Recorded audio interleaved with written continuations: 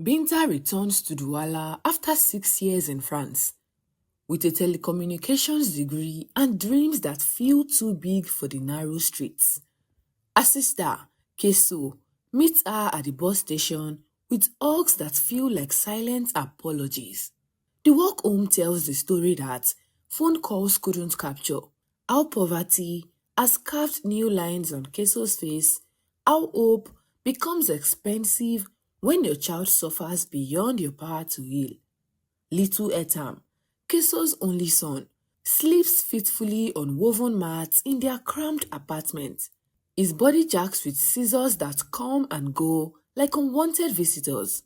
Binta's dreams shrink fast as she watches her sister's 6-year-old son shake like a leaf in harmattan wind, his small body betraying him in ways that modern medicine can't explain.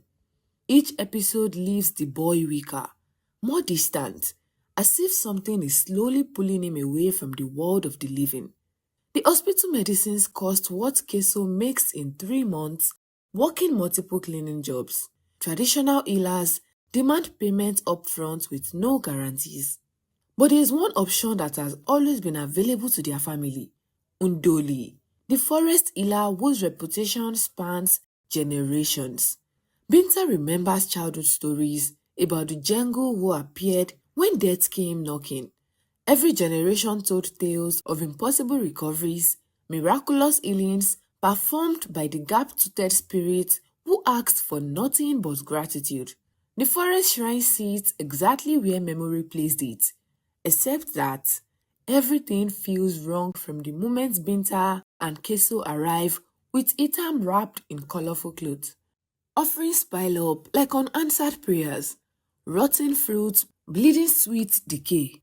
Palm wine turned sour in clay vessels, flowers wilted black in the heat.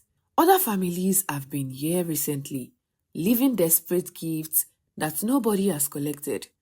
Behind the sacred posts, Binta discovers something that makes her skin crawl. International newspapers covered in symbols that ought our eyes to follow. Headlines about global disasters, refugee crises, disease outbreaks in countries thousands of miles away. Someone has been tracking suffering across continents.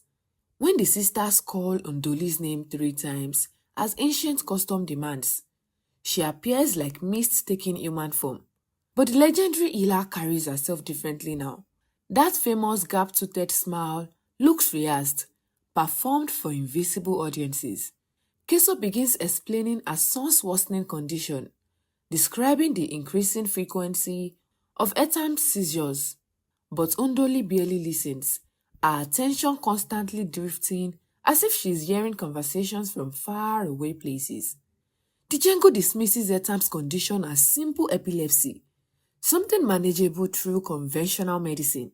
She explains that she has evolved beyond such mundane local problems. Her work now addresses global emergencies, international crises that affect thousands of lives rather than single children. She gestures into the air, and visions shimmer like it's my rage, showing scenes of Ndoli surrounded by international medical teams, cameras capturing her dramatic interventions at disaster sites across Africa and beyond. Headlines praise the mysterious healer who appears at humanitarian crises, performing miraculous saves that make international news. The gap-toothed smile widens as she describes saving thousands of lives, her voice carrying the intoxication of someone drunk on their own importance. She speaks of real impact, global significance, work that matters on scales these local people couldn't possibly understand. Binta watches this performance with growing unease. Something fundamental has changed in the forest spirit their family has trusted for generations. The humble healer who once tended scraped knees and fever dreams has transformed into something hungry for recognition, addicted to the drama of distant suffering. That evening, as Binta researches Ndoli's international work using intermittent internet connection, Etam suffers his worst seizure yet. His body temperature spikes beyond natural fever, while his small frame convulses with supernatural violence. But during the episode, something impossible happens that chills Binta's blood and confirms our worst suspicions about what the forest healer has become.